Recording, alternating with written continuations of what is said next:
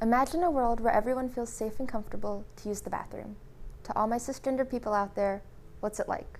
As a non-binary person, I can't relate, and the 1.4 million adults in the US that also identify as transgender can't relate either. A person really important to me, my own brother, doesn't feel safe in his school. When he goes to the women's restroom, he gets stared at and experiences severe dysmorphia, but he can't go to the men's restroom due to a fear of physical violence and bullying. So he limits what he eats and drinks during the school day, which is uncomfortable and on some days painful. What he's going through is a common experience in the trans community.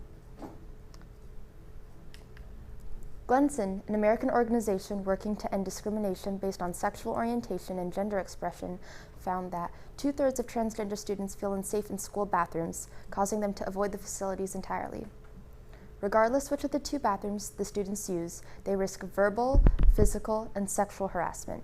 So, some students, like my little brother, eat and drink during the school day without relieving themselves, forcing their bodies to hold it. Others avoid eating and drinking entirely. Glenson also found that more than 50% of transgender students have been required to use the bathroom of their legal sex rather than the one they're most comfortable using, which the U.S. Department of Justice recently found illegal under Title IX. I began a campaign to turn one of the hallway bathrooms in our school gender neutral, and I collected 386 signatures, but I still understood that an entire gender neutral hallway bathroom might not happen immediately, so I presented the idea of establishing a single-use staff bathroom as a second option. Single-stall bathrooms are problematic because they force the user to out themselves to their peers and teachers, as opposed to the hallway bathroom, which would be used by trans and cisgendered individuals. A single-use bathroom would be used primarily by gender nonconforming people, meaning they could be targeted. But it's better than nothing. Small steps, right? Of course, a hallway bathroom would be ideal, but it felt like a single-use staff bathroom would be more realistic. In regards to the single-use bathroom, a primary concern is in regards to safety, with people worrying that students will lock themselves in to commit acts of self-harm. Of course, the mental and physical health of students should always be a concern, but the simple solution would be to have a key to unlock the doors in the case of emergencies. The third solution is simply reaffirming trans students in their ability to use the bathroom of their preferred gender and reminding the entire student body as a whole of the consequences of bullying and harassment. Even if a specific place is not set aside for those in the trans community, they still deserve the right to use the restroom safely.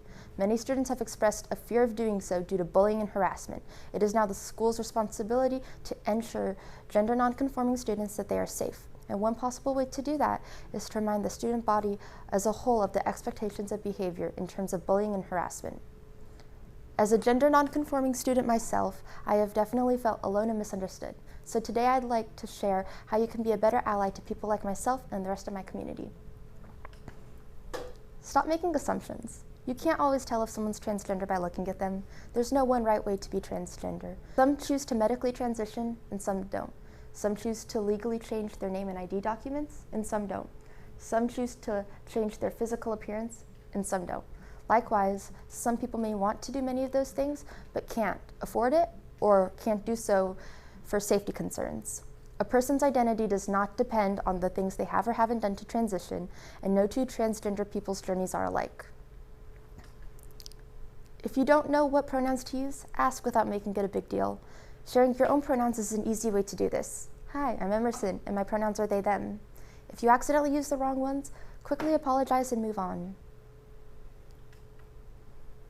Speak out for transgender people and their rights. Correct others if they use the wrong name or pronouns, and support transgender people who experience discrimination. Support the transgender people in your life, whether or not they decide to make formal complaints about discrimination. Think about how you use gendered language.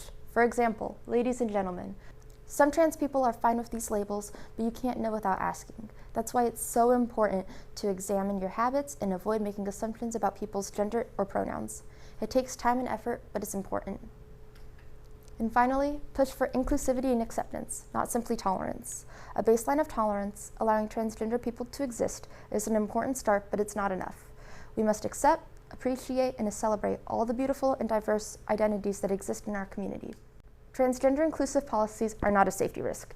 If they were, we would know by now, as transgender people have been using the public restrooms and locker rooms for decades.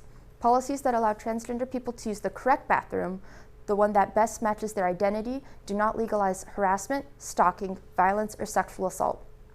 Those behaviors are and will continue to be against the law for anyone. Such a program is not radical or groundbreaking.